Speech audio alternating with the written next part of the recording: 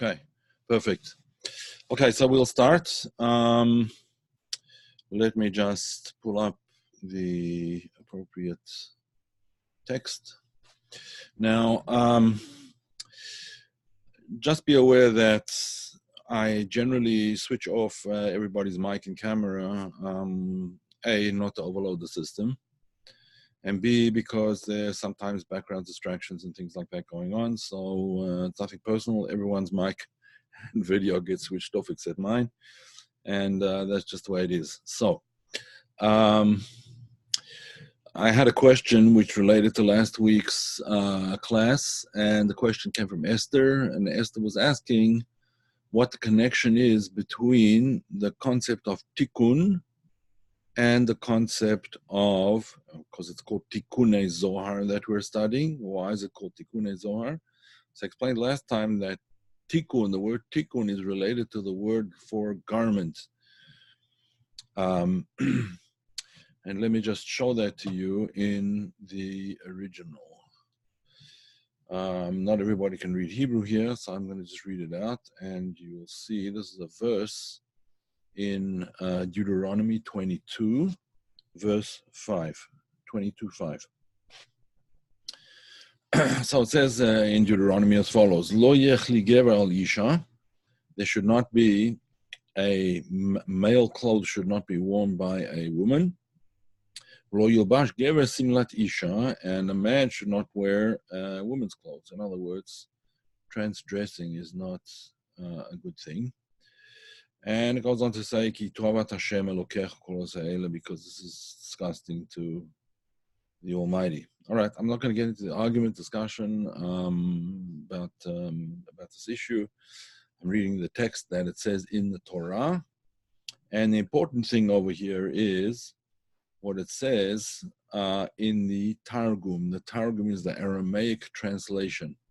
Now, there's several Aramaic translations, but the most famous one is by someone whose name was Onkelos.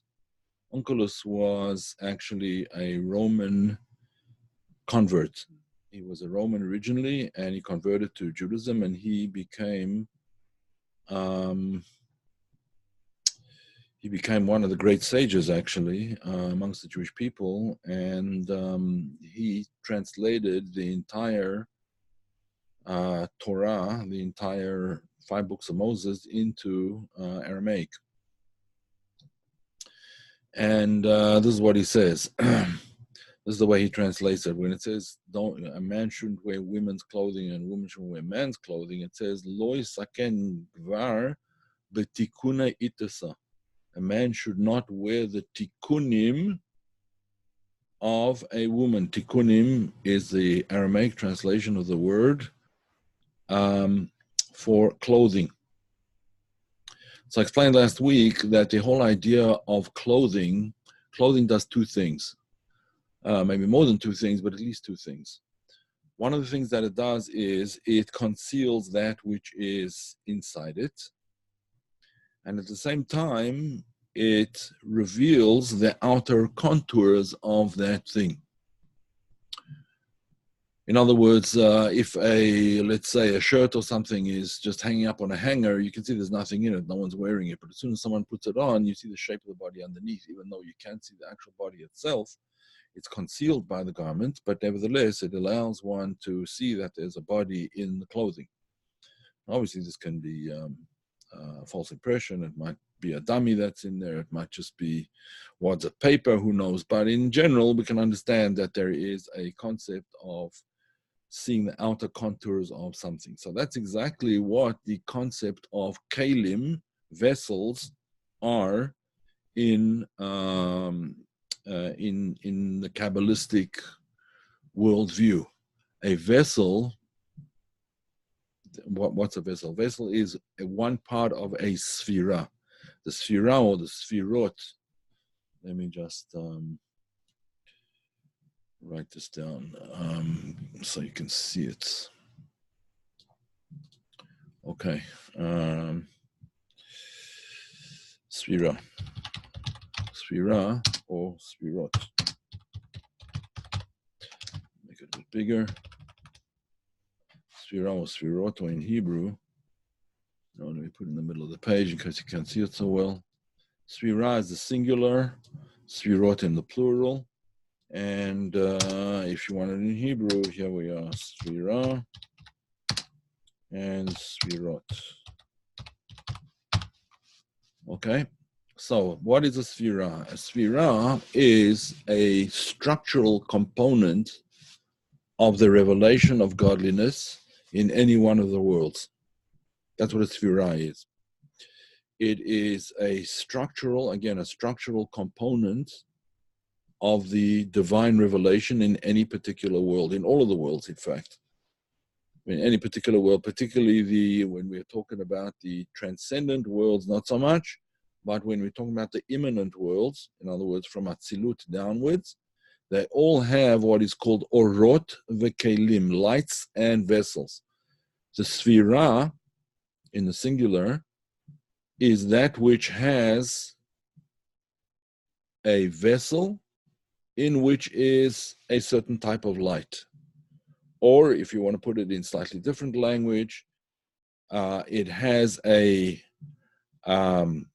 garment and a body, so to speak, an etzem. It's called an etzem and a lavush, which is the same as etzem means the thing itself, and lavush is the garment. So it's like, as so to speak, a body or the person himself, herself in the garment. And the sphira comprises both of these things. There's the light and there's the vessel, or the body and the garment. The body and the garment, the body corresponding to the light, the garment corresponding to the vessel.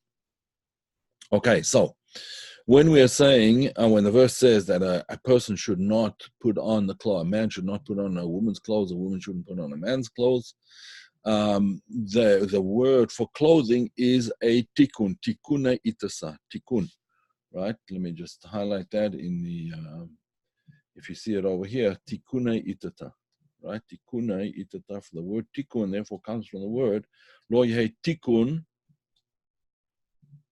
Tikun is, again, clothing. Now, interestingly enough, when Onkelos translates this, he translates it as a weapon of war. That's how he translates it. Tikun zain digvar. A woman should not wear weapons of war, because that's what specifically, so to speak, men's clothing. Now, if anyone's familiar with the Israeli army, you'll see that that is in fact not the case anymore.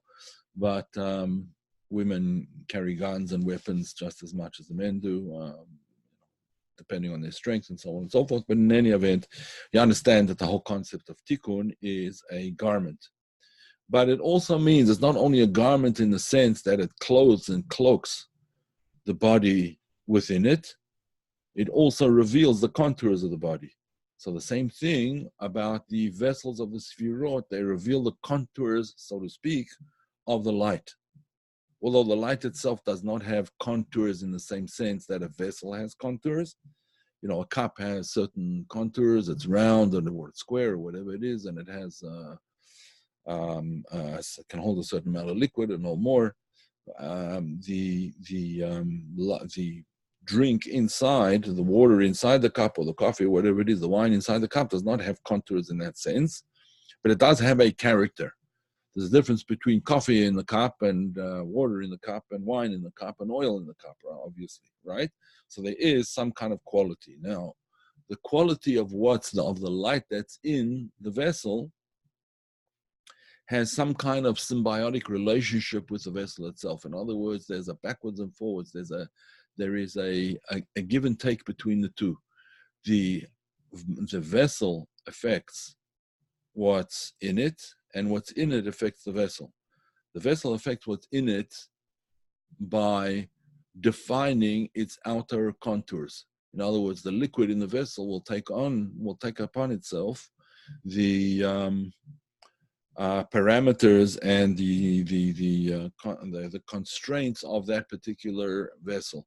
It'll be the water in the cup will look round, or it'll look square, or it'll look oval, or whatever particular format that vessel takes. However, the content of the vessel, the content of the vessel, what the water that's in it, or the wine, or the whatever, will also affect the vessel itself. This you don't see much when you're talking about a coffee cup or whatever, but one doesn't generally drink wine, for example, from a coffee cup, right? It just doesn't really make sense to do that. It doesn't make sense to drink hot coffee from a plastic disposable cup, right? It's too hot, melt the cup, or certainly won't taste good. But you get the picture. There is an effect of one on the other, and the other on the one, of the cup of the vessel on the light, and the light on the vessel. Okay, so we discussed last week that the whole concept, essentially, of the primary idea of the first Tikun in Tikunei Zohar, although all of them are garments, all of the 70 Tikunim that we will learn many of, maybe we won't learn all of them, we'll see. But the first one emphasizes this whole idea of garments, that the bet of the word Bereshit, again, we discussed last week, that the entire Tikunei Zohar is based on the first word, the very first word of the Torah, of the Pentateuch, of the Bible. First word of the Bible is the word Bereshit. Bereshit, in the beginning. In the beginning, God created heavens and earth, and so on and so forth. The very first word in Hebrew has 70 different permutations, and the entire Tikunei Zohar is there to reveal those permutations and tell us what they mean in a spiritual sense. What's the spiritual connotation of all these various permutations? The first permutation we started off with was just that the letter bet was divided from the rest of the word. Bet, Reshit. And he explained that the word bet in Hebrew is the same as the word, we spell the word bet as follows. Bet, we would spell it as follows. It's just a letter. The letter on its own just looks like this. 1 second. The letter on its own just looks like this, right? Oops. The letter on its own looks like that. But when you fill in the letter, in other words, you spell out the full letter, you bring it out into its fullness, then it will be spelled as follows: Bet, Yud, Taf. Right? Bet corresponds, I suppose, to B. B is the first letter of the English alphabet, really following the Hebrew alphabet, essentially. The first letter of the Hebrew alphabet is Aleph, the second is Bet. And says the Zohar that the word Bet, which means the letter Bet, also has the connotation of,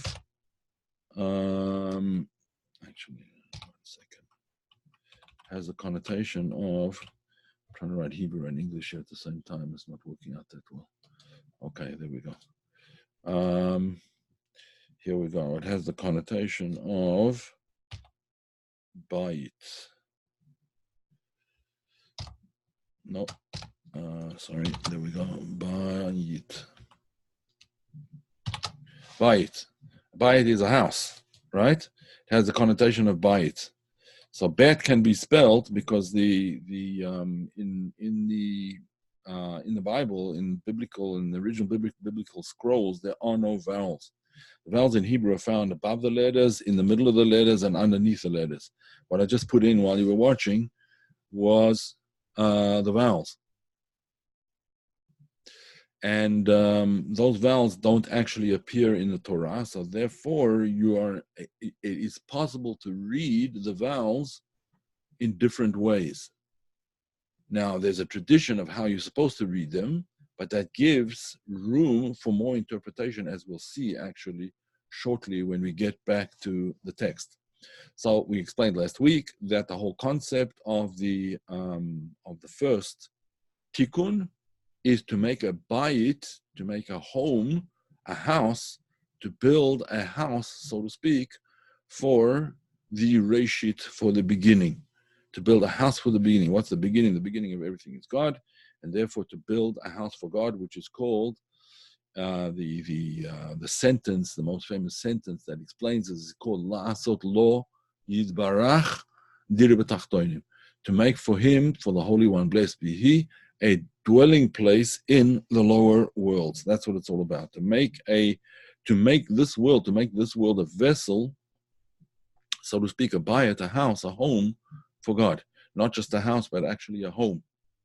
The difference between a house and a home is where you live. That's where you live. A house is just a place to stay.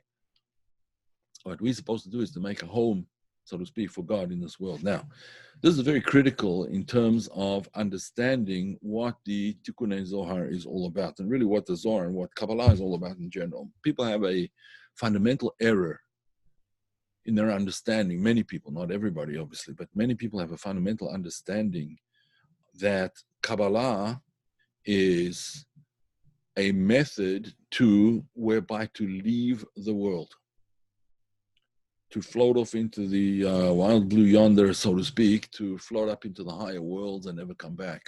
And that is indeed the goal of many other spiritual paths. Buddhism is an example. There's various others, I'm sure. I'm not going to get into them now. It's not beyond my field of expertise, essentially. But there are many other spiritual paths, if not most, are focused on leaving the world. That's why in order to be holy, what is one supposed to do? You go away to an ashram, or you go away to some kind of temple, or a monastery, or to the Himalayas, to a cave, to a whatever, and you divorce yourself from the world. You leave the world behind and you focus on the higher worlds. Now, although this is an important facet of Kabbalah, but it has to be balanced, in fact, outbalanced by the opposite movement. The opposite movement is bringing godliness down into the world, which is exactly what we're talking about. That is the tikkun. What are we rectifying? The other meaning of the word tikkun is a rectification. What are we rectifying? Essentially, we're rectifying that first sin of Adam. What did he do? He caused the Shekhinah, the divine presence, which was manifested in this world, he caused it to leave the world by his sin. That's what sin does. It causes the divine presence to go into exile, so to speak, to leave the world. And everything that we attempt to do is to bring the divine presence back into the world. Now, obviously, in order to do that, one has to ascend to where the divine presence is in order to bring it back down. But at the same time, one has to make vessels, garments for that divine revelation. Otherwise, it just returns back to where it came from. If there's no vessels down here, if there's nothing to contain the divine revelation, then there will be no possibility of keeping it down here. It will simply disappear. It will return to its non-manifested, its transcendent state. So again, the whole purpose of Kabbalah is to use these dual paths of ascending and descending. And in fact, this is one of the things that he speaks about in the Tikunei Zohar. He goes on to speak about, we sort of mentioned, I think, only in passing last week, but it is an important subject, and that is the subject of the Merkava. Now, you've probably heard of Merkava mysticism. What is a Merkava? Merkava is a chariot, right? Merkava mysticism, and this is where he talks about it. Actually, he starts a little bit earlier. Starts here. This is where he talks about it. In any event, it is the vision, in the vision of Ezekiel, in the first chapter of Ezekiel. The first chapter of Ezekiel speaks about the vision of the Merkava that he had. he had a vision of this chariot. What was the chariot? The chariot was a some kind of vehicle, so to speak, which had four sides, and it was being pulled along by various animals that were jumping up and down.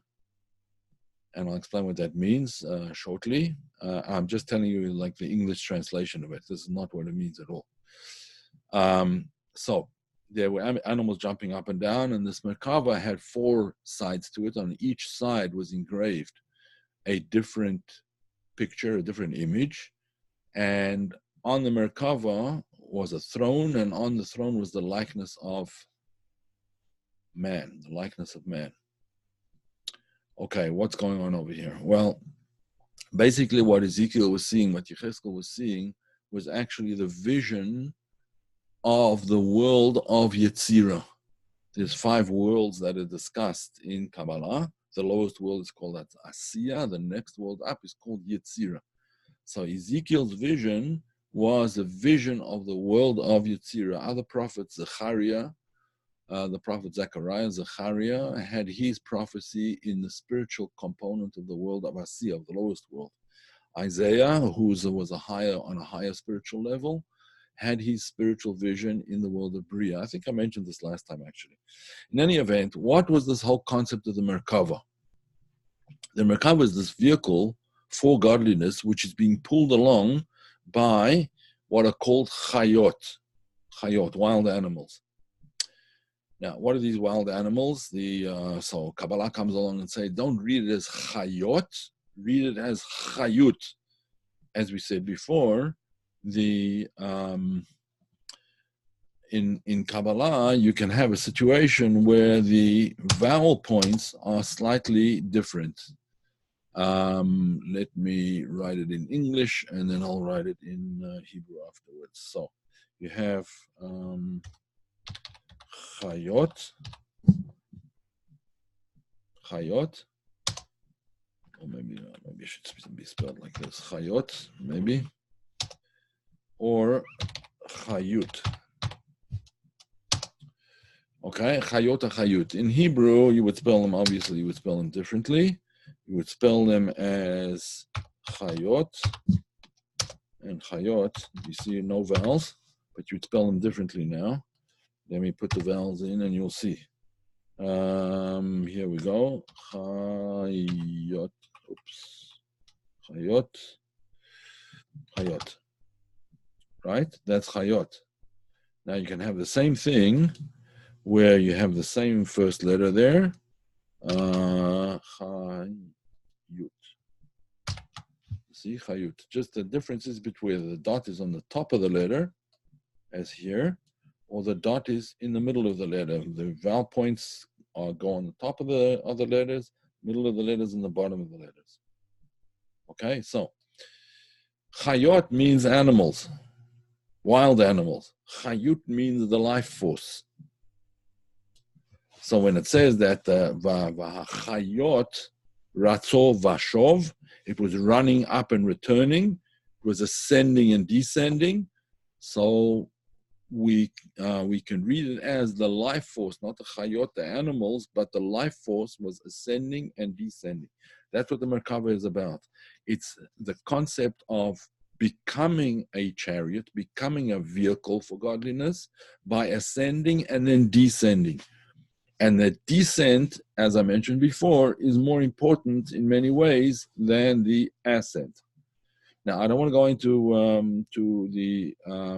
a deep explanation of the Merkava. It's not really the place for it. But I will mention that the word Merkava in Hebrew is related to the word, or it actually comes from the word laharkiv, to put things together. To put things together. What are you putting together? You're putting together the various letters, as we explained last time, like the various DNA strands, which are the letters, put them together to the various DNA subcomponents, rather, put them together into a DNA strand called a word or a sentence, a pasuk in Hebrew. That becomes, those letters are, when they're put together, that's called laharkiv, that's making a merkava. So you can do that with divine names, And that's a very, very important part of Kabbalah, making the divine names and switching them around, switching the letters around in various words. And we will see a similar kind of concept that's mentioned further on in the Tikun, in the first Tikun of Tikunei Zohar. The Tikun over here relies on a verse, which is in Shir Hashirim, Song of Songs. And the song said, in the Song of Songs, it says like this: Simeni kachotam al libecha. Place me as a seal upon your heart. Who's talking over here? Well, the whole of Song of Songs is a discussion between God and the soul. There's various ways of explaining it, but that's the explanation that I want to focus on for now. So, place me as a seal. The soul says to God, place me as a seal upon your heart. Now, the way the Zohar reads this is that you can read it both ways.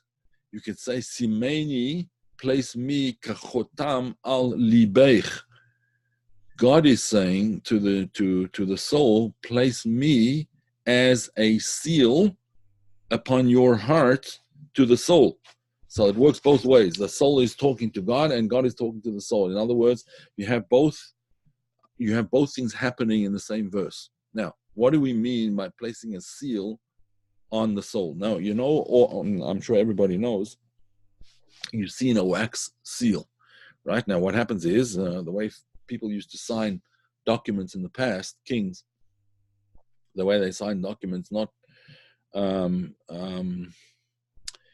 usually official documents were signed in such a way that the signature was on a signet ring, either a coat of arms or usually a signature was on a signet ring, so that the letters sort of stuck out and it's from the stone or from the metal of the signet ring, and that was pressed into soft hot wax, right, and then left the impression of the coat of arms or the king's signature or the king's profile, his face, or whatever it was. However they used to do it in the old days, right?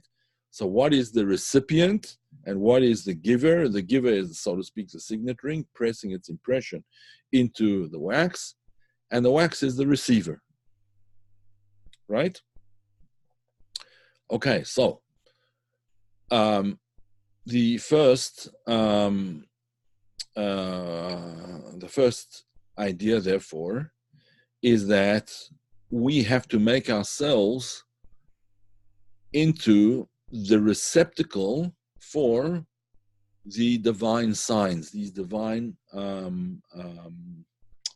seals, the divine seal. Now, what is it? What is a seal used for? A seal is usually used, almost always was used, in signing a document as an official document, an official, let's say, an official agreement. So the Song of Songs over here is suggesting the following idea: let's make a pact, let's make a deal, let's make a spiritual business deal, so to speak, which would be, we will be the wax in which you placed your impression. Let my soul be the wax in which you placed your impression. Put your image into my soul. As we say right at the beginning of Genesis, man is made in the divine image. This is what it means. God has sort of stamped his essence into the soul. At the same time, we ask, place our seal into your heart. Stamp our seal into your heart. Now, how do we do that? Well, the Zohar goes on to suggest that there are several ways in which we do it. One is the Zohar is going to suggest several mitzvot commandments. One of the commandments is the commandment of tefillin. Tefillin is phylacteries. Here is the word for it. The tefillin of the arm and the head. So Jewish men during weekdays, but not on the Sabbath or on holy days, wear what's called tefillin. They wear these phylacteries in which certain parchments are written and so on and so forth, and they are, it is one of the commandments in the Torah to wear these phylacteries, these tefillin. Another sign is the Sabbath. Observing, keeping the Sabbath is another sign that we, by which we make an impression, so to speak, in God's wax, right? We want our work, our toil, our rest, whatever it may happen to be, our prayers, to make an impression up above, right? So that is the mitzvah, the commandment of the Sabbath, and the various holidays, Jewish holidays mentioned, like Sukkot and Pesach and so on and so forth, Passover, Tabernacles, and so on. And there is another one that is mentioned a little bit further down, and that is the sign of the covenant, the Brit Milah, the circumcision in the male organ. Now, the circumcision is a permanent seal. It's a permanent sign. It's a seal which is in our flesh, but it's also a seal in the sense that we ask that seal should affect everything that is up above. It says the seal, God's seal, is truth. And the seal, where it is in the male organ, corresponds to the Sphira of Yesod. The Sphira of Yesod. I should have got a Sphira chart up here. Let me see here in just a second. I'll get it up shortly.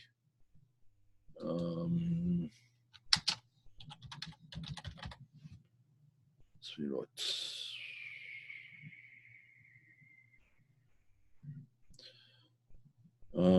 Yeah, that should do the trick. Yep, here we go. All right. Here we see the Sphira of Yesod. Yesod corresponds to the male organ. There it is. That's the one. Oh. No, I didn't want that to happen. Here is the Sphira of Yesod. Corresponds to the male organ. And the rabbis ask, well, what about women? It's a Talmudic discussion in the tractate Shabbat. So they discuss, what about a woman? What about her Yesod? What about, so the rabbis say quite clearly that a woman does not require circumcision because she is already as if circumcised, right? In other words, that removal of the foreskin, which represents insensitivity to godliness, because it's a result of the sin of the tree of knowledge of good and evil. The foreskin, according to Kabbalah, was not there originally. It only happened as a result of the sin of of eating the fruit of the fruit of the tree of knowledge of good and evil, Adam's sin, and then it grew, and so it has to be removed. But that's the sign of the covenant. Now, interestingly enough, there are some holy souls who were born without needing to remove the foreskin. One of those was Moses. It says when he was born, the house was filled with light. And the Zohar explains on that he was filled with light because he was born circumcised. Why was he born circumcised? Because he wasn't how shall I say, his openness to godliness was not covered over with some kind of covering, and therefore he was on a much higher level. We're recently learning about just recently, last week and this week, the circumcision of Abraham. So Moses was one who was already born circumcised, and there have been throughout history, there have been children that have been born without a foreskin, that have been born circumcised, and usually they are very lofty souls, usually. Okay, so without going into too much detail over there, we're talking here about the seal of God is the seal of truth, right? God's seal is truth. That's what our sages tell us. And truth corresponds to the sphira of Yesod, right? Yesod corresponds to, Yesod is always called the sphira of Emet. It's the sphira of truth.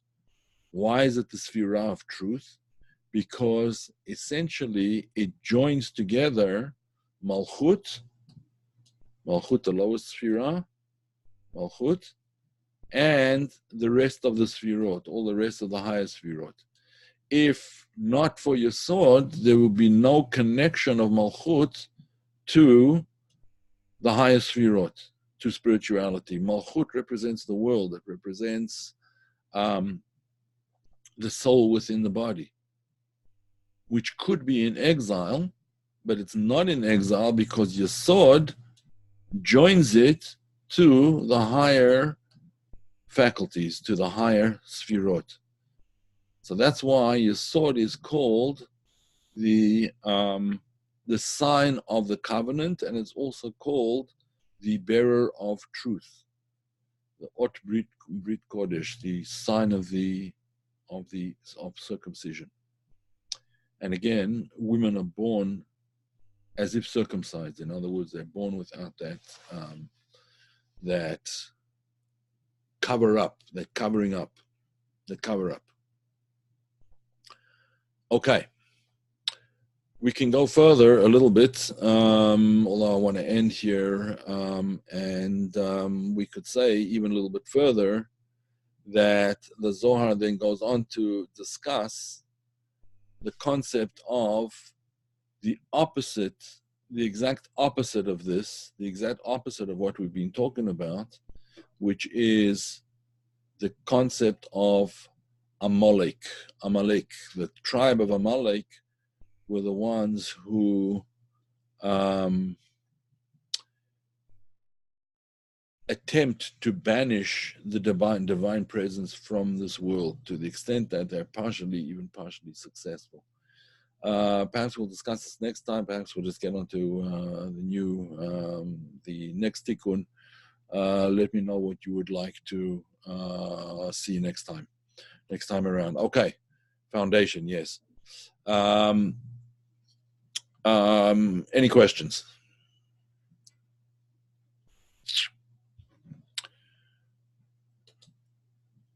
Anybody questions?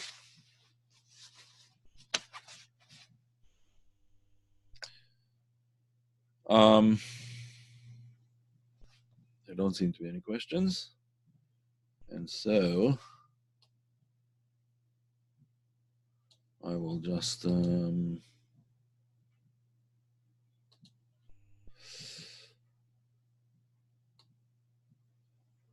did I just ask a question? Yeah, my question was, are there any questions?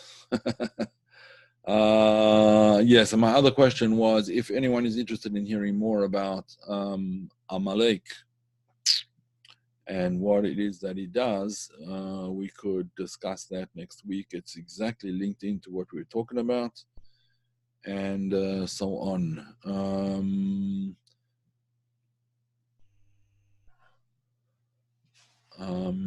Could I comment on Taik Clam from the spiritual point of view rather than as we often understand it? I'm not sure what you mean by that. Esther, maybe it's a spelling error over here, whatever, a spell checker that changed things. Tikun Olam. Tikun Olam, okay.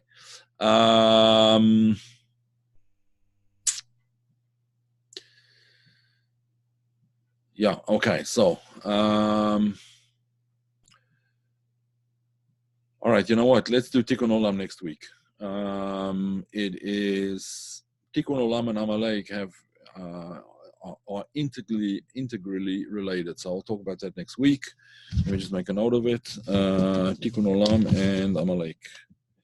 And it is, in fact, exactly part of this Tikkun, of the first Tikkun of Tikunei Zohar, Tikkun Olam and Amalek. All right, we'll do that next week. Any other questions?